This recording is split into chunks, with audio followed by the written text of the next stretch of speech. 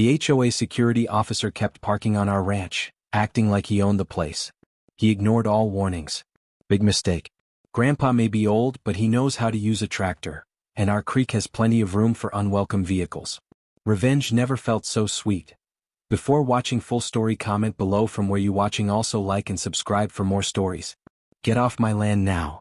Grandpa's voice boomed across the yard as he stormed toward the shiny black SUV parked on our property. The vehicle had Pine Valley HOA Security printed on its side in gold letters, and the man leaning against it just smirked at my 78-year-old grandfather. "Make me old man," Officer Reynolds taunted, crossing his arms and planting himself firmly beside his vehicle. "This is HOA jurisdiction now." I watched from the porch as Grandpa's face turned crimson. This wasn't the first confrontation. It was the fourth time this week that Reynolds had deliberately parked on our ranch property, right at the border where our land met the fancy Pine Valley subdivision. "Dad," I called to my father, who was watching from the kitchen door. "It's happening again." My father's weathered face hardened as he set down his coffee cup. "This ends today," he muttered. Our 200-acre ranch had been in the family for 4 generations. We were here long before the luxury homes of Pine Valley sprouted up along our eastern border. The developers had tried to buy our land multiple times, offering generous sums that never reflected its true value or our attachment to it. When we refused to sell, they built their gated community anyway, complete with an overzealous homeowners association and their private security force. Grandpa Bill, at 78 years old, was still sharp as a tack and twice as stubborn. He came shuffling into the kitchen, his eyes narrowing when he spotted the SUV through the window. "That fool's parking on our side of the property line again," he growled. "I've warned him 3 times already." The first confrontation had happened 2 weeks ago.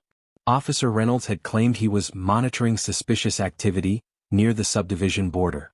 The second time, he said he was taking a mandatory break, and our land provided the only suitable spot.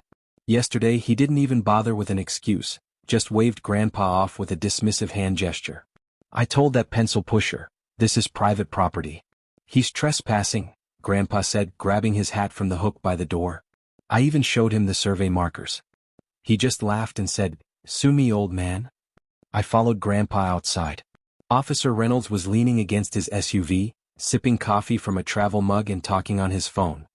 He was in his mid-30s, with slicked back hair and a uniform that looked like it had never seen a day of real work. "Morning, gentlemen," he said with a smirk when he saw us approaching. "Beautiful day, isn't it?" "You're trespassing," Grandpa said flatly. "Again." Reynolds rolled his eyes. "Look, I've got a job to do. The HOA president wants extra patrols along this border. Some residents have complained about noise from your property." "Noise?" I asked incredulously. "Our nearest stable is half a mile from the subdivision." "Not my problem," Reynolds shrugged. "Besides, there's no clear marker saying where your property ends and HOA common land begins." This was a blatant lie. The boundary was marked with steel posts every 100 feet, painted bright orange. "You're standing 10 feet inside our property line," Grandpa said, pointing to the nearest marker. "Move your vehicle now or I'll call the sheriff." Reynolds laughed. "The sheriff? Joe Wilson? We play golf together every Saturday. You think he's going to drive all the way out here because you're upset about where I park?" I felt my face flush with anger, but Grandpa remained surprisingly calm. "Fine," he said simply. "You've made your choice." As we walked back to the house, I whispered, "What are we going to do?" Grandpa smiled. That mischievous smile that had always meant trouble was brewing. "We're going to finish our breakfast. Then I'm going to show that city boy what happens when you disrespect a man's property." After breakfast, Grandpa disappeared into the barn. 20 minutes later, I heard the rumble of our old John Deere tractor coming to life. I rushed outside just in time to see Grandpa driving toward Reynolds' SUV. Reynolds was nowhere in sight, probably making his rounds along the subdivision fence. Grandpa positioned the tractor behind the SUV, lowered the front loader, and with practiced precision, scooped up the rear end of the vehicle. My jaw dropped. "Grandpa, what are you doing?" "Teaching a lesson," he called back over the tractor's engine. "Go get your father. Tell him to bring the camera." By the time Dad and I returned with the camera, Grandpa had already started driving the tractor, with Reynolds' SUV partially lifted in the front loader, toward the creek that cut through our property about a quarter-mile from the house. "Is he insane?" Dad muttered, though I could hear a hint of admiration in his voice. "Probably," I replied, jogging to keep up with the tractor. But Reynolds had it coming. The creek wasn't particularly deep, maybe 3 feet at its center, but it was muddy and full of spring runoff.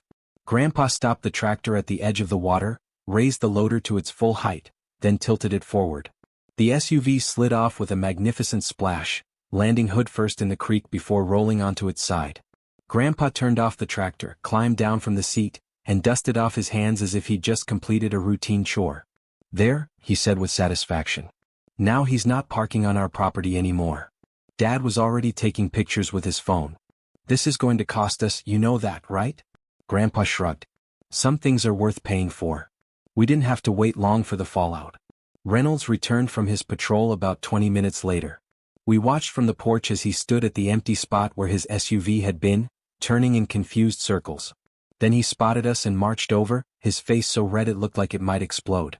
"Where's my vehicle?" he demanded. Grandpa took a slow sip from his coffee mug. "I moved it." "You what?"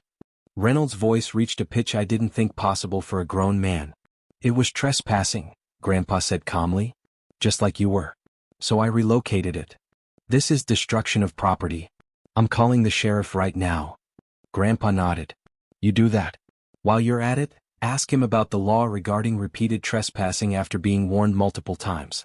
And ask him how he feels about HOA security impersonating real law enforcement officers." Reynolds paused, his phone halfway to his ear. "What are you talking about?" "You wear a uniform designed to look like a police officer's. You drive a vehicle that resembles a police cruiser. You call yourself officer. But you're just a security guard with no authority off HOA property," Dad explained. "That's impersonating a law enforcement officer in the state of Texas. It's a felony." Reynolds' face went from red to pale. "You can't prove I was trespassing." "Actually, we can," I said, holding up my phone. "We have security cameras on the property line. Got some nice footage of you admitting you knew you were on our land." This was a bluff. We didn't actually have cameras, but Reynolds didn't know that. "Where's my truck?" he asked, his voice suddenly less confident. "Follow me," Grandpa said. The walk to the creek was silent.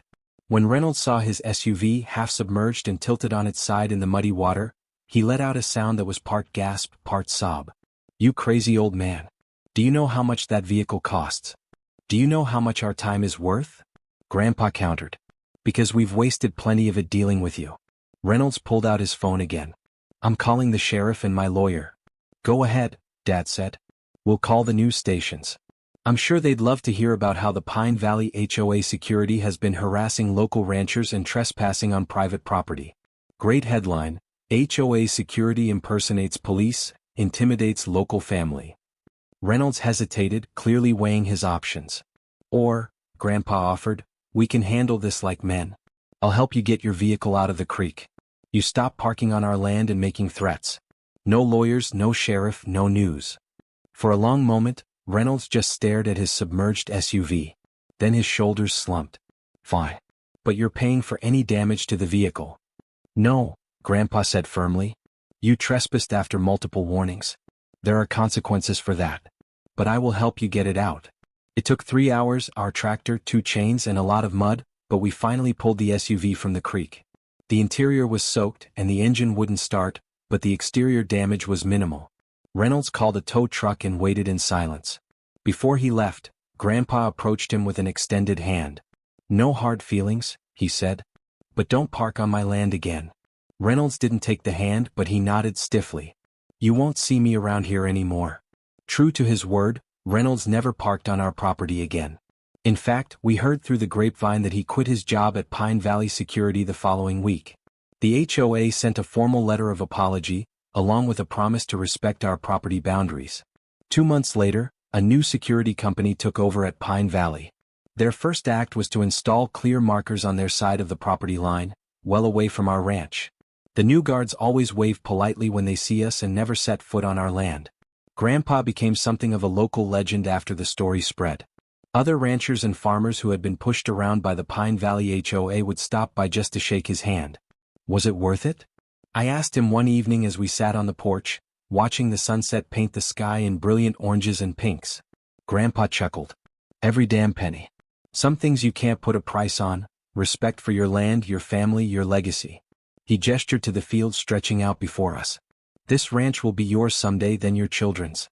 Sometimes you have to show people that what matters to you is worth fighting for. I nodded, understanding flowing through me like the creek that had briefly held an HOA security SUV. Our land wasn't just dirt and grass, it was our history, our future, our home. As if reading my thoughts, Grandpa added, "Besides, the look on that fella's face when he saw his truck in the creek? Priceless."